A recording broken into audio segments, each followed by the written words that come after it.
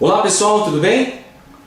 Na nossa videoaula de hoje faremos uma abordagem do período colonial mato-grossense. Primeiramente vamos estudar os bandeirantes, a escravidão indígena e a exploração de ouro em terras mato-grossenses. Em primeiro lugar é preciso definir quem eram os bandeirantes, o que eram as bandeiras. Ora, as bandeiras eram expedições particulares que percorriam o interior do Brasil com o objetivo de buscar riquezas minerais e escravizar os indígenas. A origem das bandeiras era a vila de São Paulo, a capitania de São Vicente, que posteriormente passou a ser denominada capitania de São Paulo. Haviam três tipos básicos de bandeira. As bandeiras de apresamento, que dedicavam-se à caça ao índio.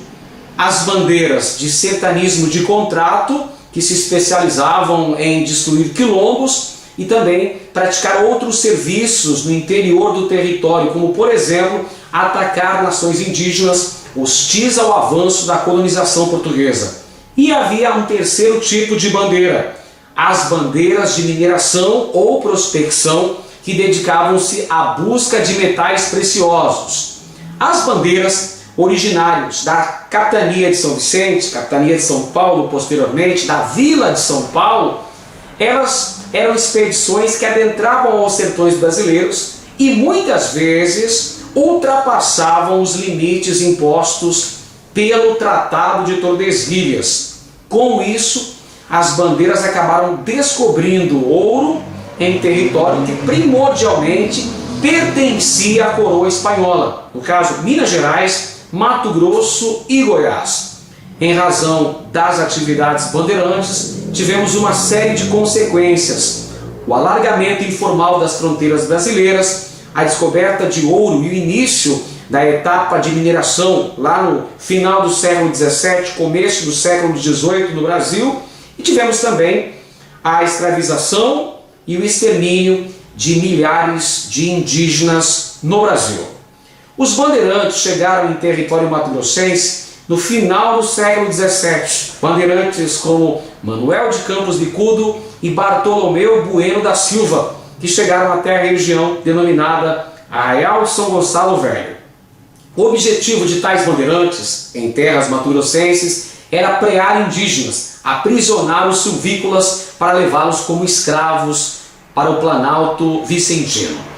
Já no início do século XVIII, a bandeira de Antônio Pires de Campos, que por sinal era filho de Manuel de Campos Bicudo, chegou à região do rio Cochipó-Mirim, também com o objetivo de aprisionar os povos indígenas, no caso, aprisionar os índios Cochiponé. Cochiponé era o termo pelo qual os bandeirantes denominavam os bororos, isso é importante saber.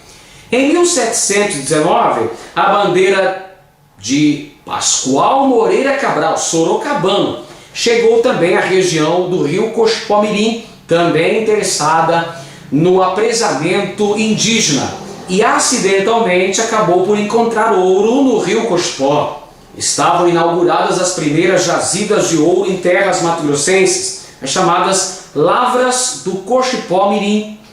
Os elementos da bandeira de Pascoal Moreira Cabral entraram em confronto direto com os índios Cochiponé e só venceram seus adversários porque contaram com o auxílio de outras duas bandeiras, as bandeiras dos irmãos Antunes Maciel e a bandeira de Fernão Dias Falcão. Logo depois ocorreu a fundação do Arraial da Forquilha, na confluência dos rios Cochipó e Mutuca. E veja só que detalhe interessante. Como consequência direta da descoberta das lavras do Cochipó-Mirim, ocorreu um aumento dos interesses dos paulistas e dos portugueses em relação ao território mato-grossense. O descobrimento das primeiras minas mato-grossenses em abril de 1719 marcou o início sistemático da colonização da região, e a ata do descobrimento do ouro valeu também como documento fundador das Minas Cuiabanas. Em seguida, ocorreu a nomeação de João Antunes Maciel, olha os irmãos Maciel aí, superintendente-geral das Minas, e Fernão Dias Falcão ocupou o cargo de capitão-mor regente, uma espécie de delegado da época. Em 1722, um outro bandeirante, por coincidência também sorocabano, chamado Miguel Sutil, acabou descobrindo ouro no córrego da Prainha. São as famosas e históricas Lavras do Sutil.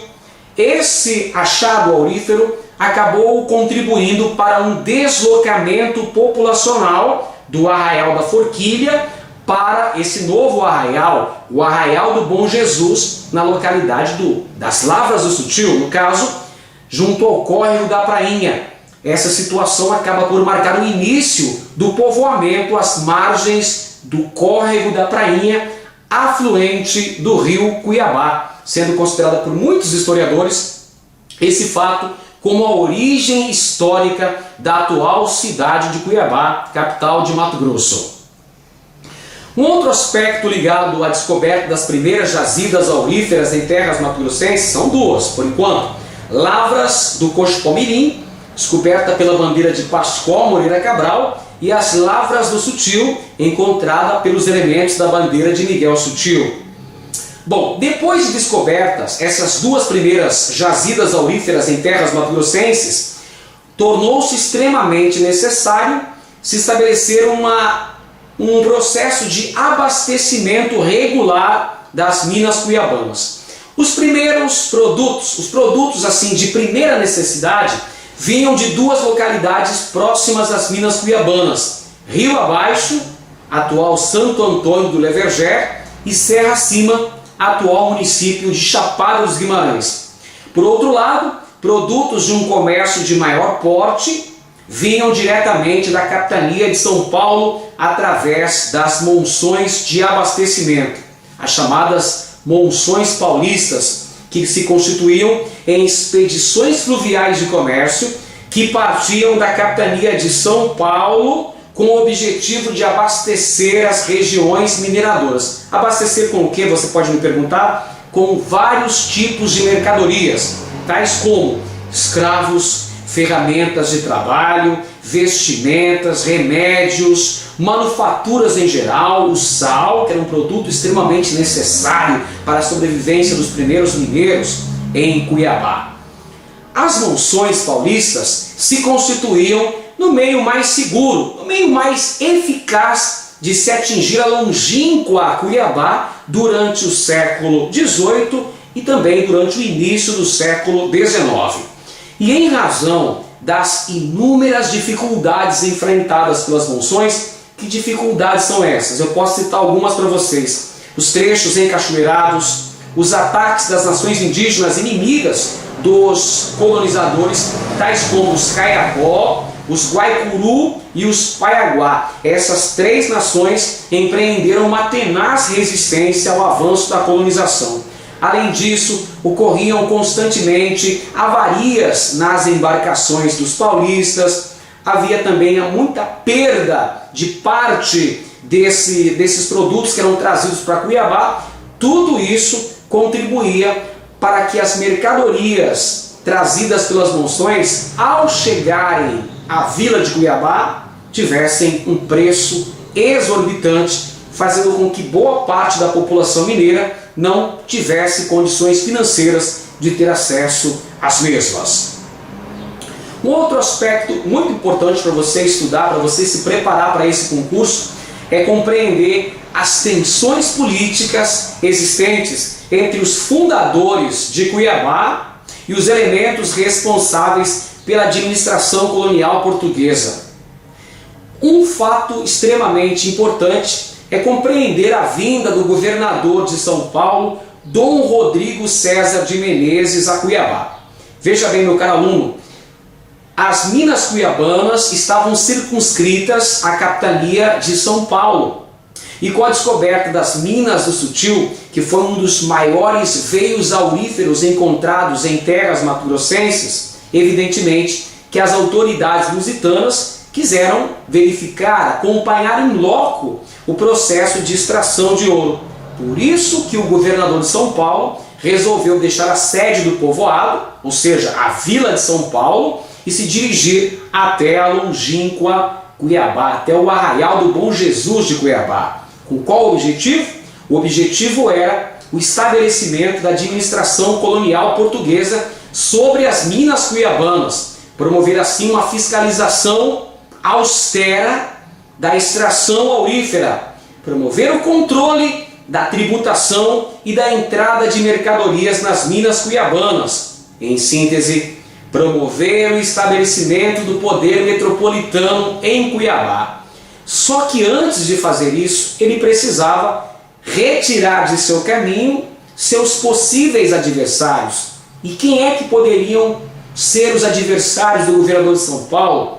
Quais são os elementos que poderiam ser um obstáculo nesse processo de estabelecimento do poder metropolitano em Cuiabá? Ora, as pessoas mais influentes do ponto de vista econômico e político nas minas cuiabanas. E quem eram tais pessoas? Ora, os mineradores mais ricos e os comerciantes mais importantes, ou seja, os sertanistas mais opulentos. Dentre eles estão dois irmãos, João e Lourenço Leme. Eles eram os mais importantes comerciantes da região das minas cuiabanas. E aí ocorre o célebre caso dos irmãos Leme. É muito importante você entender de que maneira que ocorreu esse confronto entre esses importantes comerciantes e mineradores em Cuiabá com o governador de São Paulo, Dom Rodrigo César de Menezes.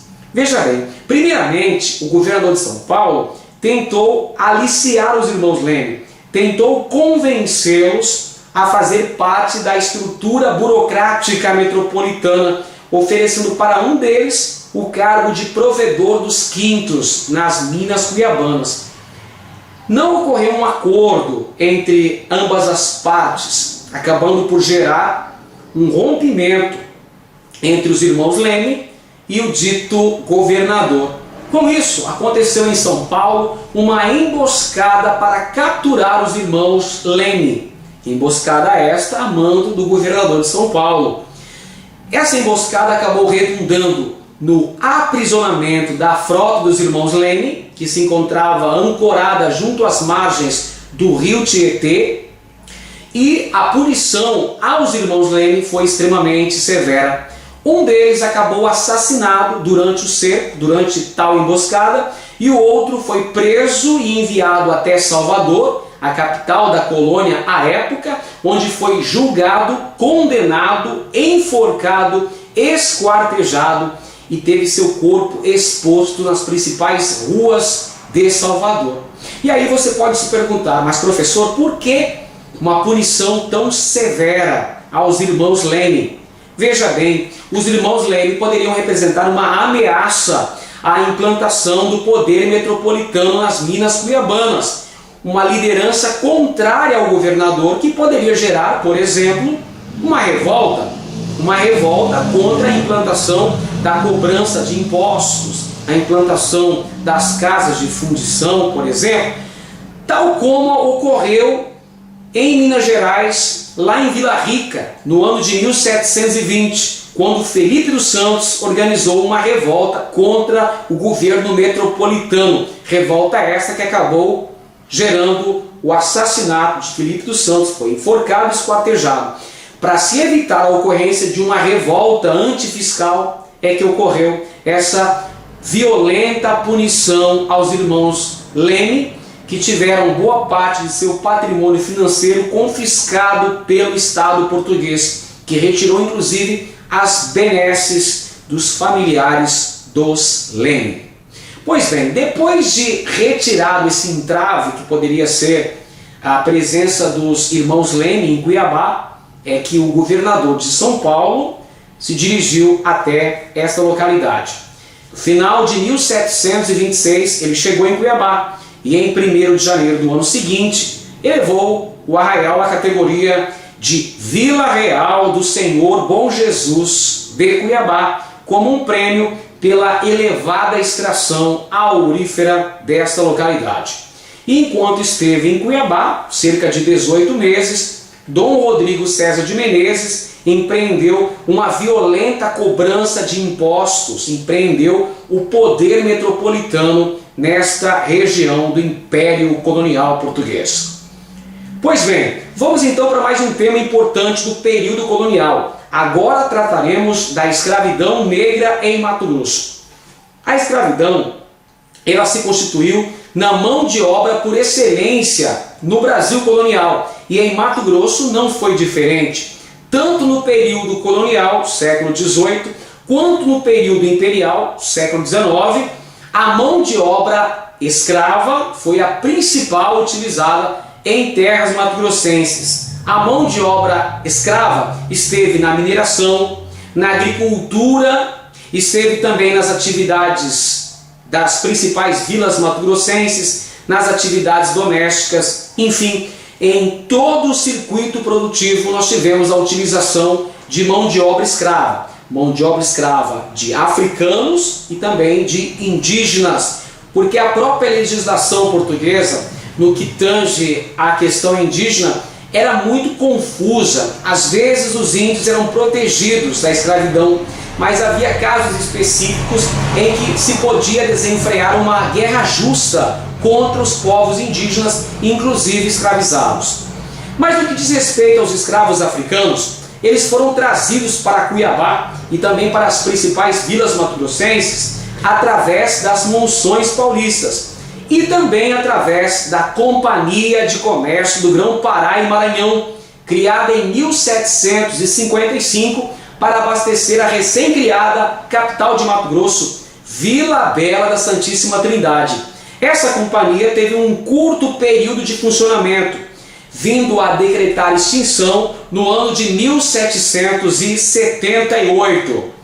A utilização da mão de obra escrava foi fundamental na edificação de aldeias, arraiais, fortes, prisões, fortalezas e vilas mato-grossenses. Os escravos foram utilizados nos mais diversos ofícios e estavam sujeitos a péssimas condições de trabalho e de alimentação, uma alimentação muito precária.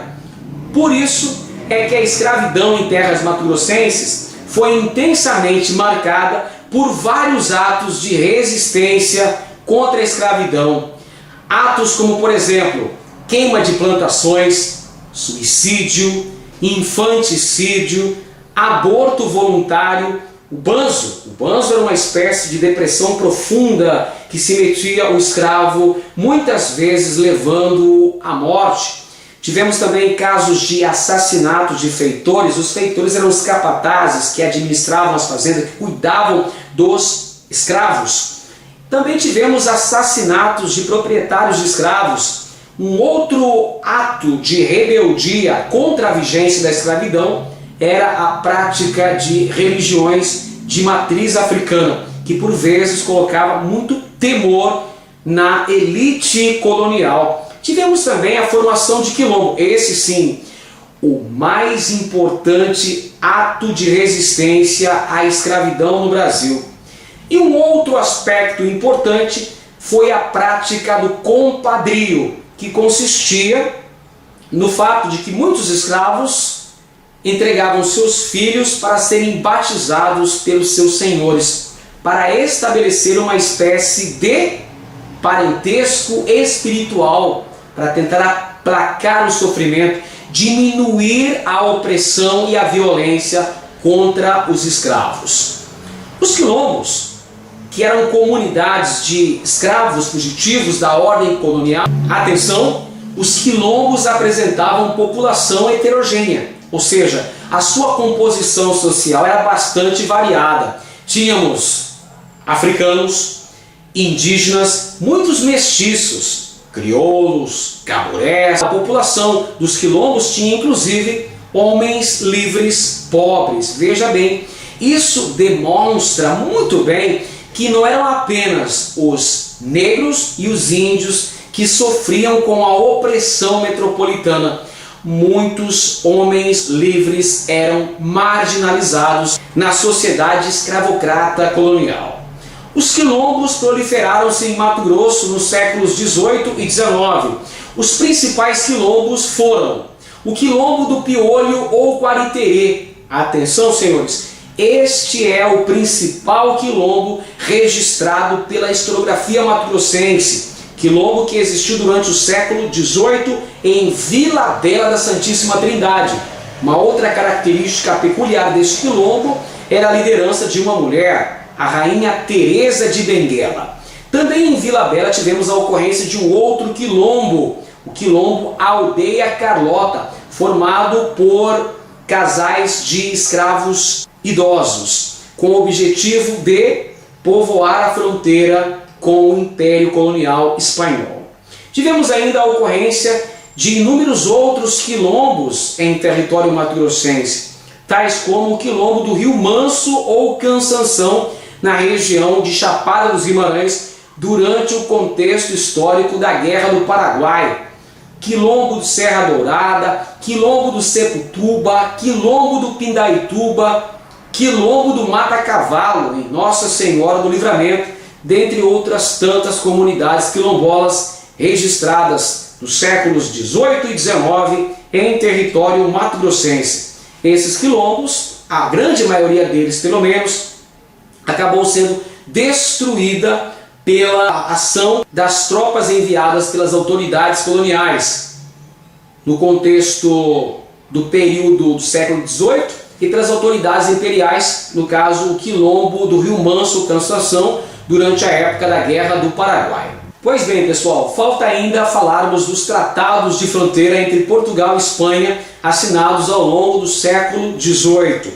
Pois bem, a capitania de Mato Grosso foi criada através de uma carta régia de 9 de maio de 1748, onde foi nomeado Dom Antônio Rolim de Moura Tavares para o cargo de primeiro capitão-general de Mato Grosso.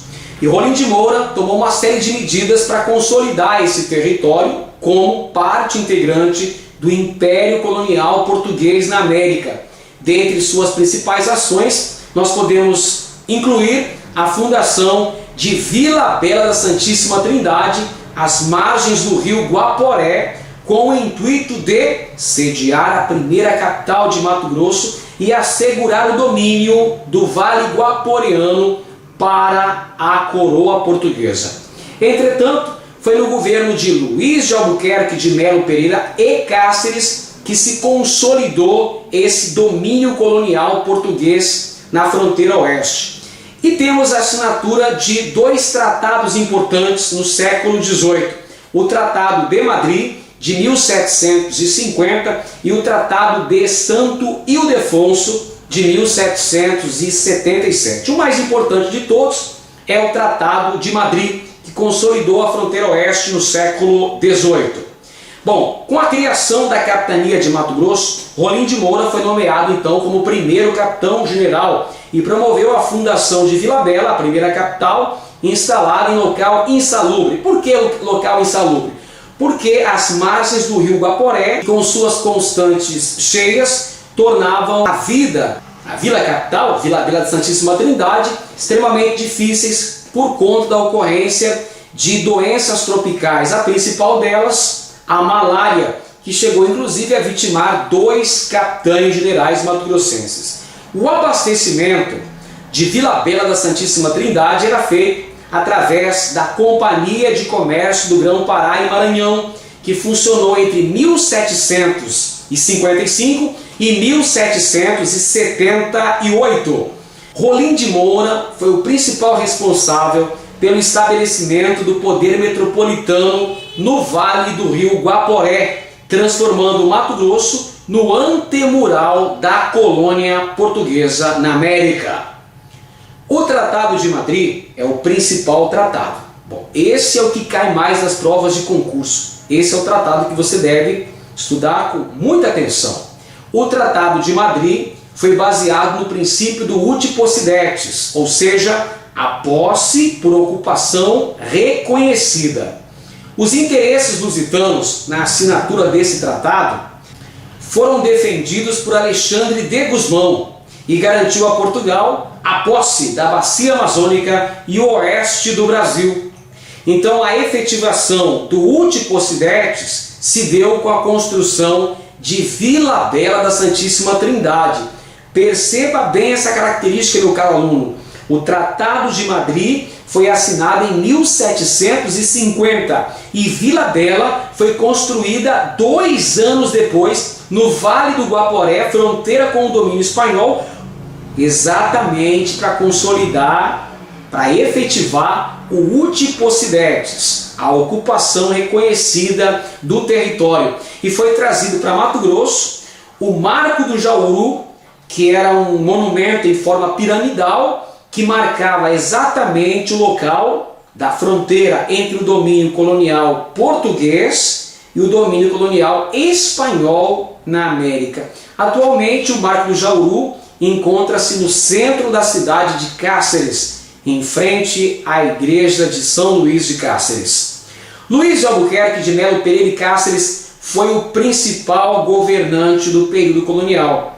Este assunto também é muito recorrente nos concursos públicos. Luís de Albuquerque foi o grande consolidador da fronteira oeste. Construiu cidades e fortes em posições estratégicas. Vila Maria de Cáceres, Casal Vasco, Cocais, São Pedro del Rey e Albuquerque. E ainda os fortes. Forte Príncipe da Beira na porção norte, noroeste, na verdade, do território, junto ao rio Guaporé. E o Forte Coimbra, na porção sul, junto ao rio Paraguai. Luís de Albuquerque, então, é o grande consolidador da fronteira oeste do território mato-grossense. Então, são esses os principais aspectos do período colonial mato-grossense. Revise o conteúdo com muita atenção e boa sorte em sua prova. Até a próxima!